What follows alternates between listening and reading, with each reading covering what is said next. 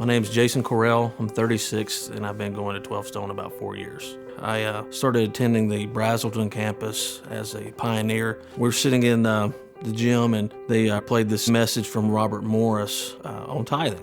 I decided then that I wanted to start tithing for the first time, which was a kind of a unique situation because at that time I happened to be unemployed.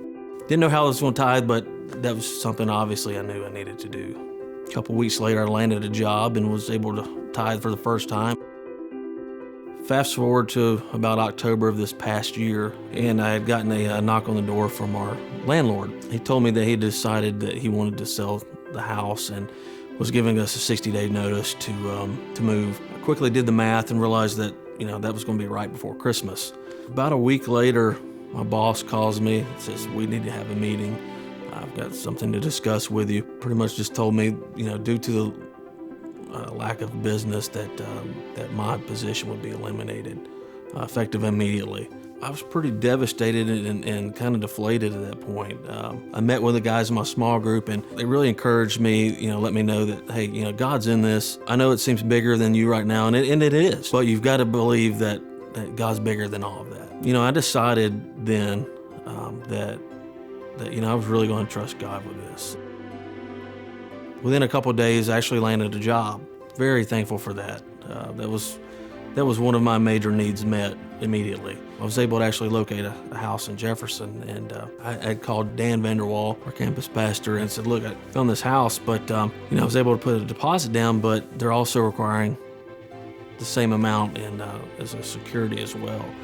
And I said, "Just don't have it." He assured me. He said, "Jason," he says, "I have no doubt that a day or two before you actually need the money, that you'll have it." The next Sunday at church, I remember walking down and getting the envelope, going back to my seat and opening it up, and there was $100 there. And PK had asked, all we do is add to it and then go out and bless somebody.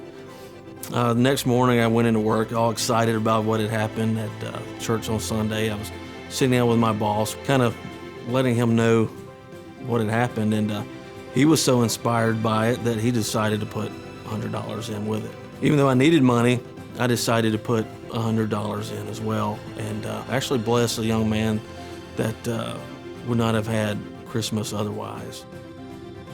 So a few days later, Dan Vanderwall called me and said he wanted to meet with me. Out of his pocket, he pulled out One Matters envelope that like I had seen that Sunday at church, and inside that envelope was $1,000 that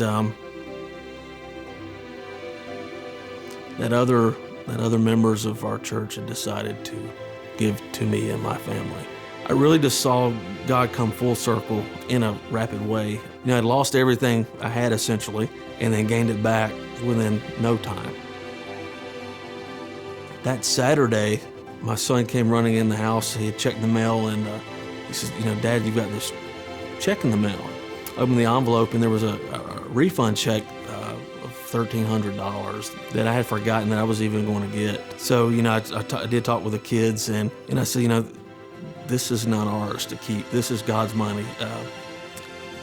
We need to use this to be able to bless somebody else. And I'll never forget, I got a text from Dan a few days later. It was him and his kids at, I believe it was at Walmart, and had all these presents and bikes and buggies full of stuff they were able to buy for this family that was in need. It's not been easy through this whole process. At times I felt like my faith may have wavered, but the thing is, God's promise never wavered. Now I have a confidence in my faith through this process that I've never had before. And I just look forward to being able to tell as many people as I can what God's done in my life.